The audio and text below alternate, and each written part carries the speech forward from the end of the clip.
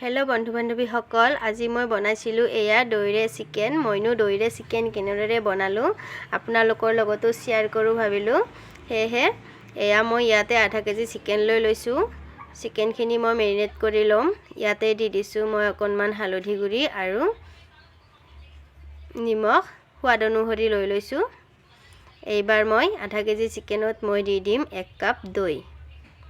দইখিনি যদি গোটা গোটা মাখা মাখা হৈ থাকে তেতিয়া হলে সেইখিনি ভানি লব এয়া মই ইয়াতে 1 কাপ দই দিলো এবাৰ মই দইখিনি দি চিকেনখিনি ভালদৰে মেৰিনেট কৰি লম এয়া মই চিকেনখিনি ভালদৰে মেৰিনেট কৰি লম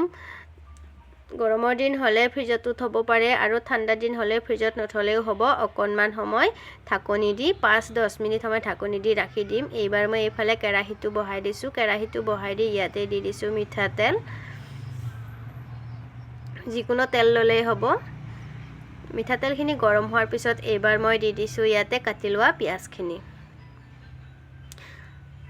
পিয়াজখিনি এইবাৰ মই ৰঙচুৱা হোৱালৈকে ভালদৰে ভাজি লম এনেদৰে এবাৰ খাই চাবচোন দইৰে চিকেন হসাকৈ খাবলে বহুত সোৱাদ হয় এবাৰ মই পিয়াজখিনি ৰঙচুৱা হোৱালৈকে ভাজি ললো লৈ ইয়াতে দি দিছো মই পিছি থোৱা আদা নহৰুখিনি দি আকৌ এবাৰ ভালদৰে লৰাই ভাজি লৈ আকৌ ইয়াতে দি দিছো পিছি লোৱা জলকীয়াখিনি দি মই ভালদৰে আকৌ ভাজি লৈছো গেছটো লো ফ্লেমত ৰাখিছো এয়া এবাৰ মই ইয়াতে এড কৰি দিম ৰেড চিলি পাউডাৰ আৰু এবাৰ দিম জিৰা গুৰি ইয়াতে আৰু বিশেষ মছলা এড নকৰো এইখিনি মছলাই দিয়ে বনাম এবাৰ মই মছলাখিনি আকৌ ভালদৰে ভাজি লৈছো এয়া মছলাখিনি তেল বিৰিঙি অহাৰ পিছত এবাৰ দি দিছো মই মেৰিনেট কৰি থোৱা চিকেনখিনি এয়া মোৰ কেমেৰা ধৰাত ভুল হৈ গল সৰি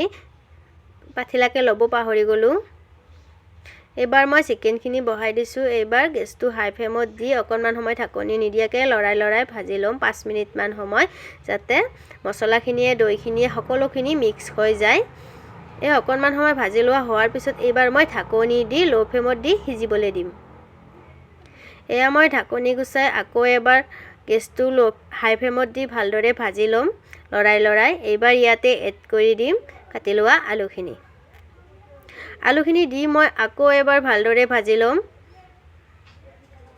এয়া আলুখিনি সিজি অহালৈকে আকৌ অকনমান সময় ঢাকনি দি দিম ঢাকনি দি হেফালে আলুখিনি সিজিবলৈ দি এবাৰ মই লৈ লৈছো বাদাম এই ৰঙা বাদাম বাকলি গুচাই লৈ লৈছো মোৰ হাতত কাজু বাদাম নাই কাজু বাদাম থাকিলে আপোনালোকে কাজু বাদামও দিব পাৰে এবাৰ অকনমান পানী দি মই মিক্সিৰ জাৰটোতে এনেদৰে পেষ্ট কৰি লৈছো এয়া মোৰ চিকেনখিনি ভাজি লোৱা প্ৰায় হৈ গৈছে এয়া দেখিছেনে দেখিবলৈ ইমান ধুনিয়া হৈছে খাবলৈ কিন্তু বহুত টেস্টি হয় আপোনালোকেও এবাৰ ট্ৰাই কৰি চাব মোৰ পিকচাৰটো হিমান ভালকৈ নাহে মোৰ যেহেতু ৰিং লাইট নাই এবাৰ মই ইয়াতে 1 কাপ পানী এড কৰি দিছো